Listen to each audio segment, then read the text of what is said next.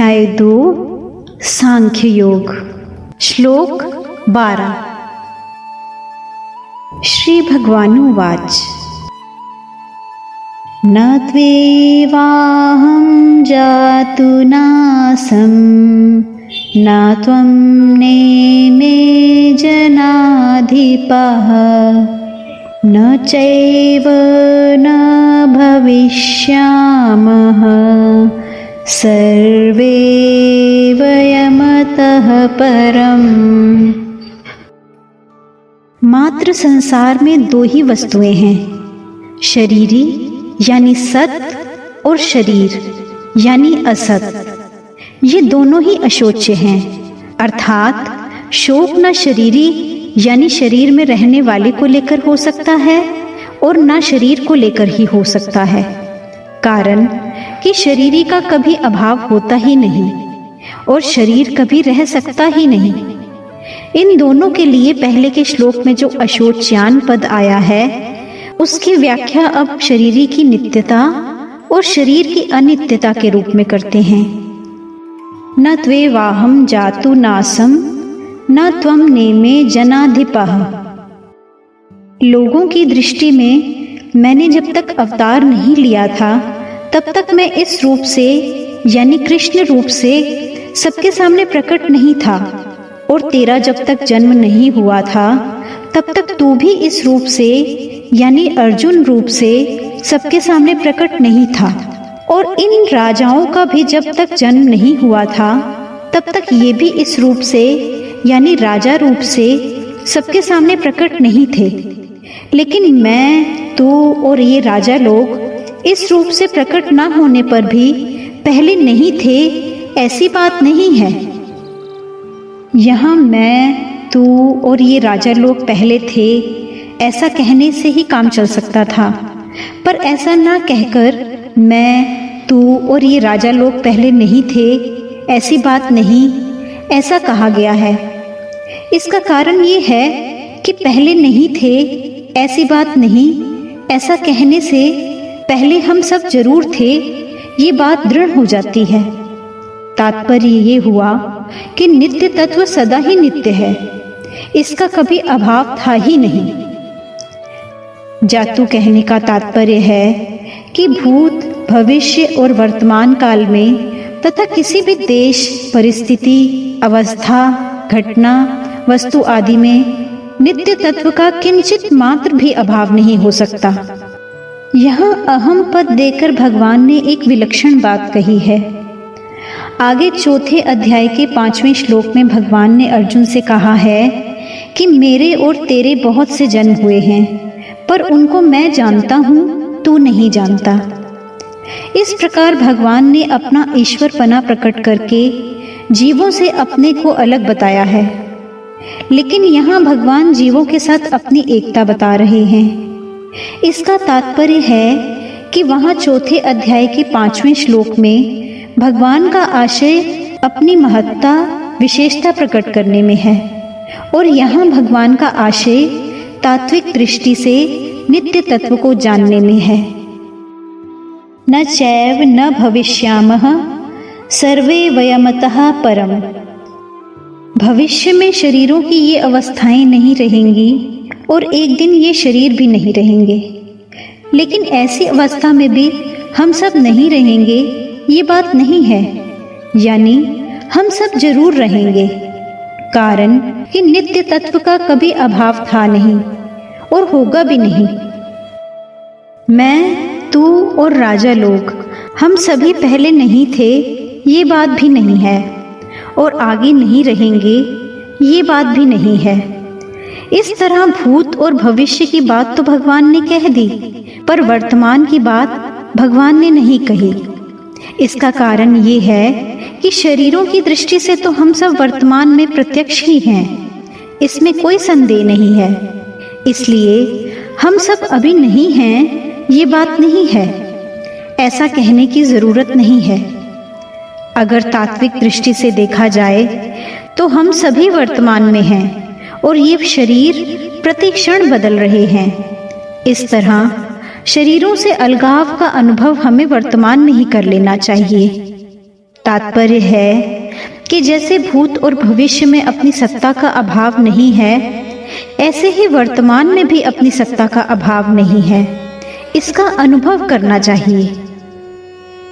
जैसे प्रत्येक प्राणी को नींद आने से पहले भी ये अनुभव रहता है कि अभी हम हैं, और नींद खुलने पर भी ये अनुभव रहता है कि अभी हम हैं, तो नींद की अवस्था में भी हम वैसे के वैसे ही थे, केवल बाहर जानने की सामग्री का अभाव था, हमारा अभाव नहीं था। ऐसे ही मैं, तू और राजा लोग, हम सबके शरीर पहले भी नहीं थे और बाद में भी नहीं रहेंगे, और अभी भी शरीर प्रति क्षण नाश की ओर जा रहे हैं। लेकिन हमारी सत्ता पहले भी थी, बाद में भी रहेगी और अभी भी वैसी की वैसी ही है। हमारी सत्ता कालातीत तत्व है, यानी समय से परे है, क्योंकि हम उस काल के भी ज्ञाता हैं, यानी भूत, भविष्य और वर्तमान, ये तीनों काल हमारे जानने में आते हैं। उस कालातीत तत्व को समझाने के लिए ही भगवान ने ये श्लोक कहा है। विशेष बात, मैं, तू और राजा लोग पहले नहीं थे, ये बात नहीं, और आगे नहीं रहेंगे, ये बात भी नहीं।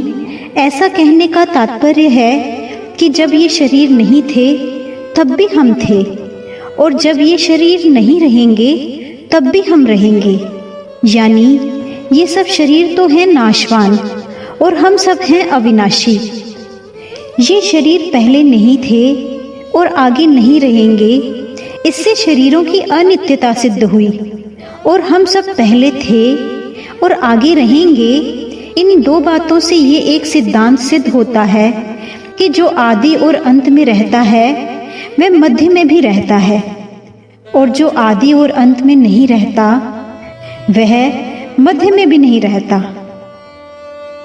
जो आदि और अंत में नहीं रहता वह मध्य में कैसे नहीं रहता, क्योंकि वह तो हमें दिखता है। इसका उत्तर यह है, जिस दृष्टि से, यानी जिन मन, बुद्धि और इंद्रियों से दृश्य का अनुभव हो रहा है, उन मन, बुद्धि, इंद्रियों सहित वह दृश्य प्रतिक्षण बदल रहा है। वे एक क्षण भी स्थायी नहीं है। ऐसा होने पर भी जब स्वयं दृश्य के साथ एक रूपता कर लेता है, तब वह दृष्टा यानी देखने वाला बन जाता है। जब देखने के साधन यानी मन, बुद्धि, इंद्रियां और दृश्य यानी मन, बुद्धि, इंद्रियों के विषय, ये सभी एक क्षण भी स्थायी नहीं हैं, तो देखने वाला स्थायी कैसे सिद्ध होगा? तात्पर्य है कि देखने वाले की संज्ञा तो दृश्य और दर्शन के संबंध से ही है। दृश्य और दर्शन से संबंध ना हो तो देखने वाले की कोई संज्ञा नहीं होती, बल्कि उसका आधार रूप जो नित्य तत्व है वही रह जाता है। उस नित्य तत्व को हम सबकी उत्पत्ति, स्थिति और प्रलय का आधार और संपूर्ण प्रतीतियों का प्रकाशक कह सकते हैं। लेकिन ये आधार और प्रकाशक नाम भी आधेय और प्रकाश्य के संबंध से ही हैं। आधेय और प्रकाश्य के ना रहने पर भी उसकी सत्ता ज्यों की त्यों ही है। उस सत्य तत्व की तरफ जिसकी दृष्टि है उसको शोक कैसे हो सकता है, यानी नहीं हो सकता। इसी दृष्टि से मैं, तू और राजा लोग स्वरूप से शोक करने योग्य नहीं हैं। स्वामी जी हमें परिशिष्ट भाव में समझा रहे हैं। इस श्लोक में परमात्मा और जीवात्मा के साधर्म्य का वर्णन है। भगवान कहते हैं कि मैं कृष्ण रूप से, तू अर्जुन रूप से तथा सब लोग राजा रूप से पहले भी नहीं थे और आगे भी नहीं रहेंगे, पर सत्ता रूप से हम सब पहले भी थे और आगे भी रहेंगे।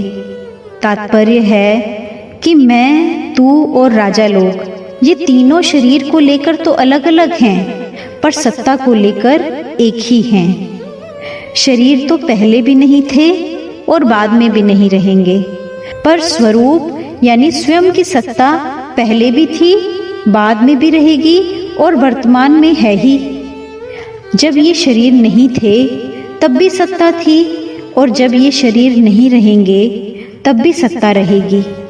एक सत्ता के सिवाय कुछ नहीं है।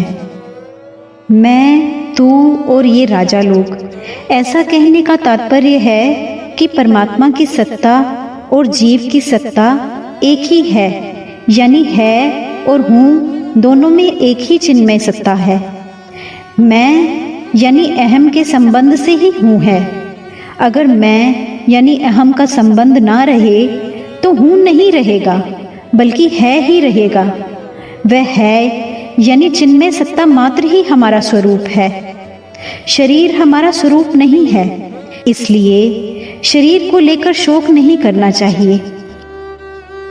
भूतकाल और भविष्यकाल की घटना जितनी दूर दिखती है उतनी ही दूर वर्तमान भी है।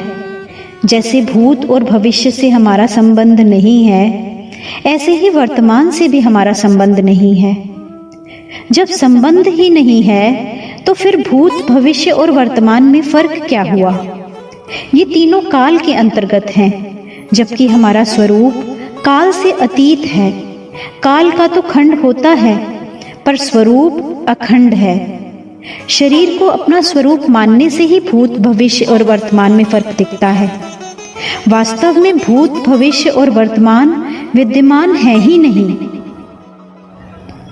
अनेक युग बदल जाएं तो भी शरीर ही नहीं बदलता, वो वैसे का वैसा ही रहता है, क्योंकि वह परमात्मा का अंश है।